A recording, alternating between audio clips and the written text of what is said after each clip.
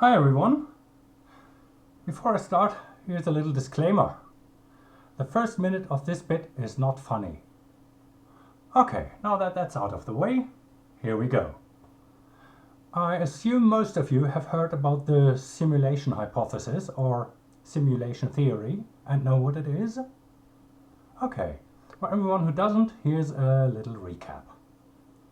The theory states that we might live in a simulation instead of the real world. I know, not very funny so far, but bear with me. It is based on the assumption that one of the following statements is most likely true. Humans will never reach a stage of development that enables them to run simulations of their past that are indistinguishable from the real thing or for the simulated people, which would be us. Or we reach that stage, but we are not interested in running such simulations. Or we most likely live in such a simulation, because the chance to be in one of thousands or even millions of running simulations in the future is much higher than to live in the one single world now.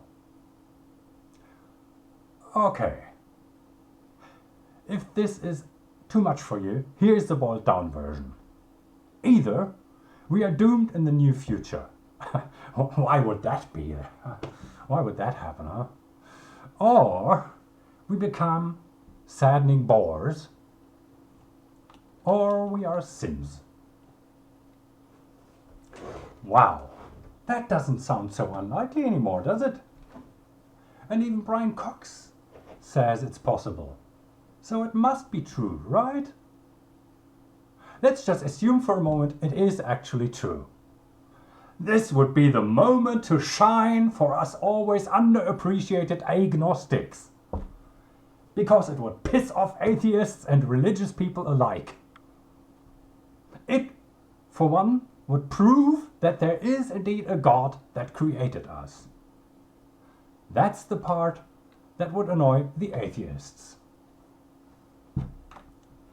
But it would also prove that this God is actually a socially inept IT nerd. Not this kind.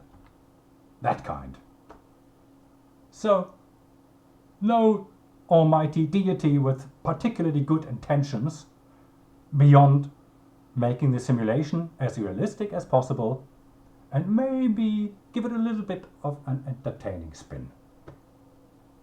That part would annoy the religious people. They basically worshipped a bunch of socially awkward nerds for millennia. The ones that get away with the least damage are actually the polytheists. Because this was most likely a team effort. So there would actually be a god of fire and a god for the skies and one programmer who did the animals and so on. But the real winners of this scenario would be the conspiracy theorists and nutjobs. For them this would be paradise. Turns out we are manipulated and controlled after all. And it is a race of superhumans, probably from outer space, or rather sort of another dimension. But how do you prep for that? I mean, everything you build will be most likely sanctioned by these evil creators. So at this point, I will open a business which sells the magical copper pyramids that they can put in the middle of the room to protect them 100% guaranteed from those evil creator rays.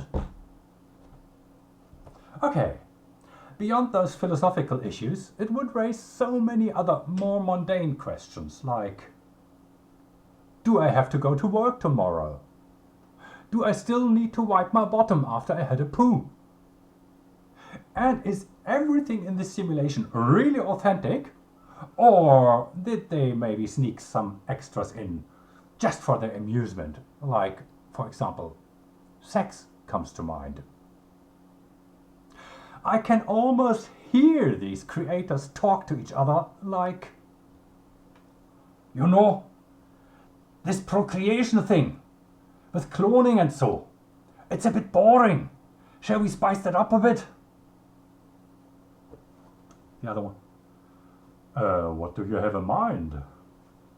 Well, why don't we start with an embarrassingly awkward process where they have to stick their bodies together and exchange fluids and make ridiculous grunting noises with rubbing their bodies against each other.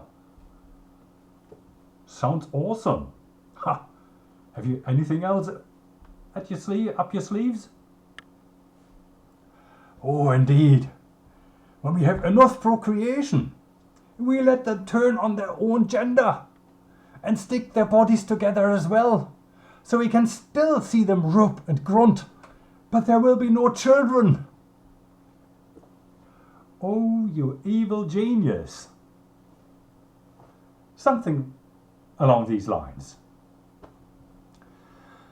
Okay, so now you also know why I am a stand-up comedian.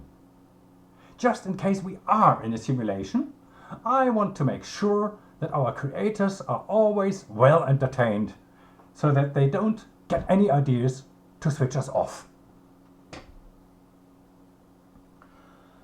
Okay, before I close, I have to show you something that is so unbelievable. During the image research of this bit, I stumbled upon the most unbelievable way to depict there's no other way of saying it, a nasty slaughtering about to happen. I just show you. I'm talking about this image.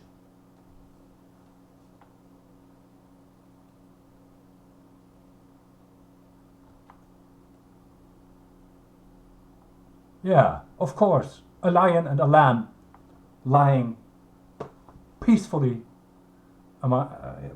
side by side, of course. Okay, that's it from me. See you next time.